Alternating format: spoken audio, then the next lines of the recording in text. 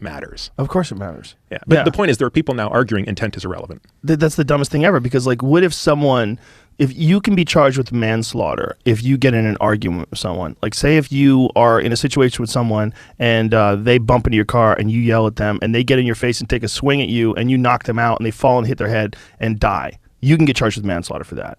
That is so much different than breaking into someone's house and shooting them in the face. Right. It's so much different. Like plotting out. So the intent is everything. Absolutely. And the idea of communication is always, I want to express my thoughts to you so you can better understand what I'm thinking, and we can figure out what's right and what's wrong. We can hash things out. We can work on a plan.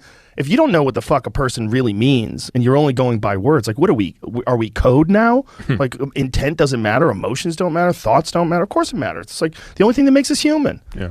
Like it's so dumb, but it's people taking advantage of what the internet provides, which is this ability to communicate and express outrage and push buttons, right? So because we have this new ability to do this, there's a lot of bad actors that use that. They use that ability to communicate to find things to complain about that are really not relevant. They're not really something you should be complaining about. And if you do complain about it, it's really because you don't have any legitimate problems in your real life. Well, I think the other thing is there's an insecurity. Actually, there's an opinion piece in the Wall Street Journal today about this, right? Which is, what was the title of the article was something along the lines of, why the woke can't take a joke.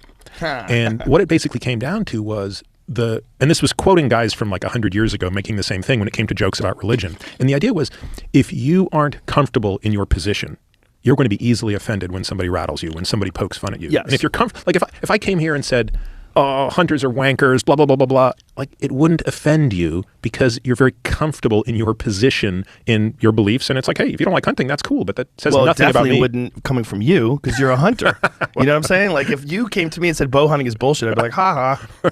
But if anybody said it to you, it wouldn't faze you. Well, it wouldn't, but it would be a conversation where I would probably, if I respected that person, I would want to either defend it or explain my position. But you wouldn't be offended is the point. No, you could engage with them as opposed to throwing up a flag. Yeah.